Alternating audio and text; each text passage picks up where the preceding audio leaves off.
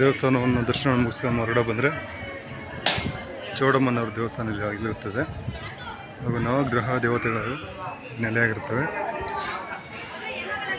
ಇಲ್ಲಿ ಕಾಳಿಕಾಂಬ ದೇವಸ್ಥಾನವಿದ್ದು ಗುಡಾಣಗಂಗಮ್ಮ ದೇವಸ್ಥಾನದಲ್ಲಿ ಇರುತ್ತದೆ.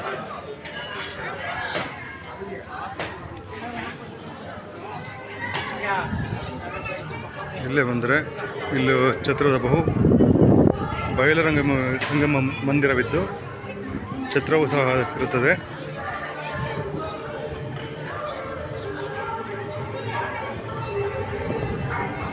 ದೇವಸ್ಥಾನ ಇನ್ನೊಂದು ಭಾಗದಲ್ಲಿ ಮಹಾಗೋಪುರವಿದ್ದು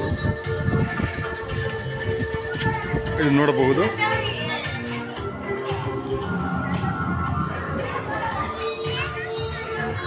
ಶ್ರೀ ಆಂಜನೇಯ ಸ್ವಾಮಿಯ ದೇವಾಲಯವು ಇಲ್ಲೇ ಇರುತ್ತದೆ.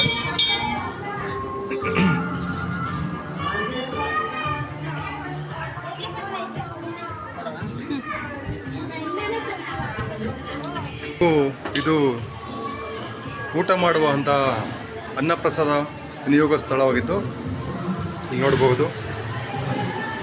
ಸಾವಿರಾರು ಜನಕ್ಕೆ ಬಂದು ದಿನನಿತ್ಯವೂ ದರ್ಶನವನ್ನು ಪಡೆದು ಊಟದ ವ್ಯವಸ್ಥೆಯನ್ನು ಮಾಡುತ್ತಾರೆ.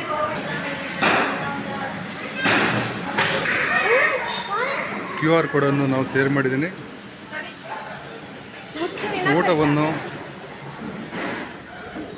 ದಾನ ಮಾಡಲಿಕ್ಕೆ ಇಚ್ಛಿಸುವವರು ಅಂದರೆ ಶ್ರೀಸ್ವಾಮಿಯವರಿಗೆ ಅವರ ಆವರಣದಲ್ಲಿ ಯಾರಾದರೂ ಅನ್ನದಾನ ಮಾಡಲು ದೇಣಿಗೆ ಮಾಡುವಂಥವರು ನಾನು ಶೇರ್ ಮಾಡಿದಂಥ QR ಕೋಡ್ಗೆ ಅಮೌಂಟ್ ಪೇಮೆಂಟ್ ಮಾಡ್ಬೋದು. ಅದು ಕಮಿಟಿಯ ಅಕೌಂಟ್ಗೆ ಡೈರೆಕ್ಟ್ ಕ್ರೆಡಿಟ್ ಆಗುತ್ತೆ. ಆ ಅಕೌಂಟ್ನಿಂದಲೇ ಅಮೌಂಟ್ ತೊಗೊಂಡು ದಿನನಿತ್ಯವೂ ಊಟದ ವ್ಯವಸ್ಥೆ ಮಾಡ್ತಾರೆ. ಇದು ಶ್ರೀ ಮಲ್ಲಿಕಾರ್ಜುನ ಸ್ವಾಮಿಯವರ ವೇದಿಕೆ ಆಗಿರ್ತದೆ. ಇಲ್ಲಿ ಕಾರ್ತಿಕ ಟೈಮಲ್ಲಿ ಹಾಗೂ ಮಾರ್ಚ್ ಏಪ್ರಿಲ್ ತಿಂಗಳಲ್ಲಿ ಸ್ವಾಮಿಯವರು